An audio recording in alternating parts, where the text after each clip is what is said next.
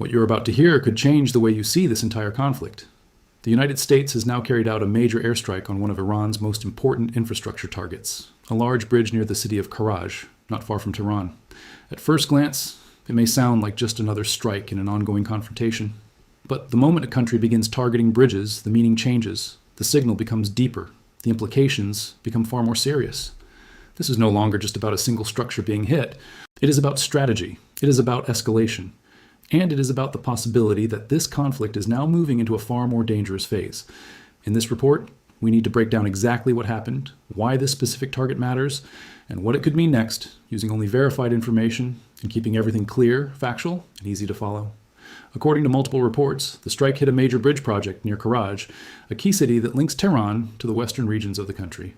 This was not just another road structure standing in isolation. It was one of the most important transportation developments in the area, built to improve connectivity, ease congestion, and support both civilian movement and logistical transport. That matters. And really, it matters more than many people may realize at first. After the strike, images and reports showed that parts of the bridge had suffered heavy structural damage. Entire sections were either destroyed or left severely weakened, and smoke could be seen rising from the area. Reports also confirmed casualties, with several people killed and many more injured. The exact numbers may still shift as more information comes in, but what is already clear is this. This was not a symbolic strike. It was not a warning shot. It produced real physical consequences on the ground, and those consequences were immediate. To understand why this event carries so much weight, you have to understand the role of infrastructure in modern conflict. Bridges are not just concrete and steel. They are arteries. They hold regions together. They allow goods to move, civilians to travel, and just as importantly, military logistics to function. When a bridge is hit, the effect is rarely confined to that one location. Supply lines can be disrupted, response times can be slowed, movement can be choked into bottlenecks that affect both military operations and everyday civilian life. That is why infrastructure targets are considered so strategic. But really, that is also why they are so sensitive. The problem is that infrastructure sits in the overlap between military utility and civilian dependence. That is where things become more complicated. That is where they become more controversial. A bridge can serve logistical and strategic purposes, yes, but it also supports daily life. It connects communities. It sustains commerce. It keeps normal movement possible. So when that kind of target is struck, the meaning goes beyond military action alone. It raises harder questions, heavier questions, and far more dangerous ones. And this strike did not happen in a vacuum. It came at a time when tensions between the United States and Iran had already been steadily rising. Over recent weeks, multiple developments had begun to suggest that the nature of the conflict was shifting.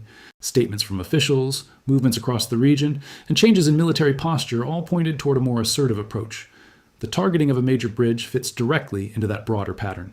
It suggests a move beyond isolated or narrowly defined targets and toward actions capable of affecting larger systems inside the country itself. That is what makes this moment so serious.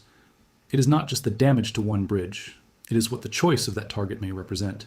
It points to a possible change in doctrine, a change in threshold, and perhaps a change in what each side is now prepared to do. And when those kinds of shifts begin to appear, conflicts do not usually become simpler. They become harder to contain. The reaction from Iran was immediate and forceful. Officials condemned the strike and described it as an attack on critical infrastructure, the kind of attack that affects civilians as much as it affects national systems. From their perspective, this was not merely a military move. It was a disruption of daily life, of economic activity, and of the normal functioning of a vital part of the country. And that reaction matters, because in moments like this, what one side believes a strike means can be just as important as the strike itself. Perception is not secondary in a conflict like this. Perception can shape the next move. That is one of the most dangerous realities in any confrontation of this kind. How each side reads the intent behind an attack, how it measures the impact, how it chooses to describe the event to its own people and to the outside world, all of that can influence the path forward.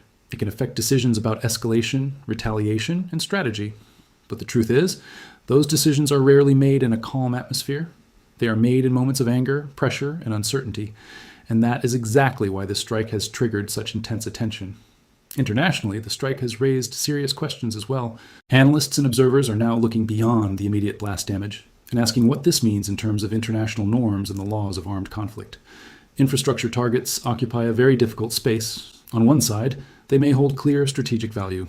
On the other, they are tied directly to civilian life. That tension creates immediate debate over proportionality, necessity, and long-term consequences. Different sides will judge those factors differently, of course, but the fact that the debate has become central at all tells you how grave the situation has become.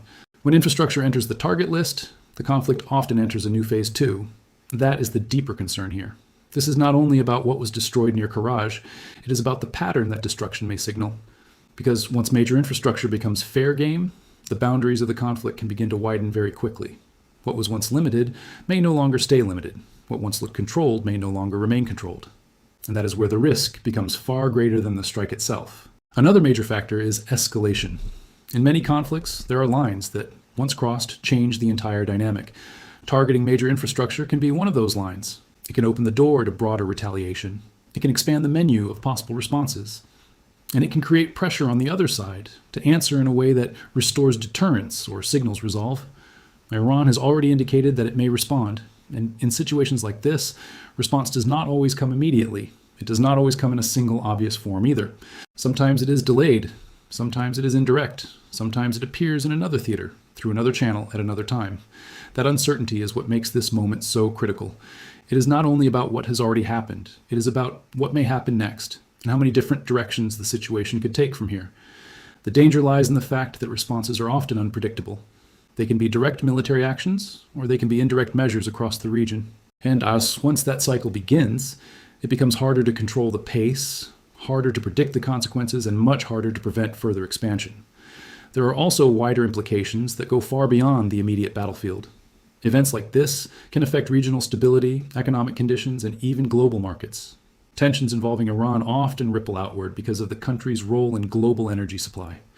Increased instability brings uncertainty, and uncertainty moves quickly through markets, governments, and institutions. That is why developments like this are being watched so closely, not just by military planners and political leaders, but also by analysts, businesses, and international organizations. They understand that the effects may not remain local for long. So what happened near Karaj is not being viewed as an isolated incident. It is being read as a sign, a warning, perhaps even a threshold event. And the more closely people examine it, the harder it becomes to dismiss it as just another strike and just another cycle of hostility. Something larger may be shifting. Something more dangerous may already be underway. From the perspective of the United States, this strike represents a major decision point. Actions like this are never just about the immediate target. They involve calculations about short-term objectives and long-term consequences, and those calculations are rarely simple. Targeting infrastructure can offer strategic advantages, yes, but the risks travel alongside the benefits. It can intensify tensions. It can invite retaliation. It can make diplomatic efforts far more difficult. And really, that is the burden of decisions like this. They do not end at the point of impact. They continue through every reaction, every interpretation, and every move that follows. The result depends not only on the strike itself, but on what comes after it. It depends on how the action is followed up, how it is perceived by Iran, and how the other side chooses to respond. That is where the real uncertainty now lives. Not in the fact that the bridge was hit, but in the chain of consequences that this strike may have set into motion. Because in a conflict already shaped by rising pressure, even one decision can become the trigger for a much broader shift. At the same time, there is a human dimension here that should never be pushed aside. Behind every headline, behind every strategic assessment, behind every discussion of military logic, there are real people living through the consequences. The reported casualties from the strike are a reminder of that. These are not abstract developments. They are not sterile events on a map. They affect individuals, families, and communities in direct and painful ways. And when infrastructure is damaged, the consequences spread outward. Transportation is disrupted. Access to services can be affected. Basic mobility becomes harder. Daily life is shaken, sometimes far beyond the immediate blast zone. That is why the impact of a strike like this cannot be measured only in terms of structural damage or tactical effect. The broader cost reaches into ordinary life. It changes routines. It increases fear. It adds pressure to a population already living under tension. And that reality gives this event an additional weight that numbers alone cannot fully capture. When we step back and look at the bigger picture, what stands out most is the sense that this may be a turning point. Not necessarily because of the scale of the strike alone, but because of what it represents. It reflects a shift in approach. It reflects a change in targets. And it may reflect movement toward a broader, more dangerous phase of the conflict. Whether that path leads to further escalation or creates pressure for some form of resolution is still unclear. What is clear is that the situation is evolving, and the decisions made in the coming days and weeks will matter enormously. In the end, the United States' strike on a major bridge in Iran is more than a single event. It is part of a larger pattern suggesting rising tension and changing dynamics. It highlights the strategic importance of infrastructure. It reveals the complexity of modern conflict, and it underscores the difficulty of balancing military objectives against wider consequences that can reach far beyond the battlefield.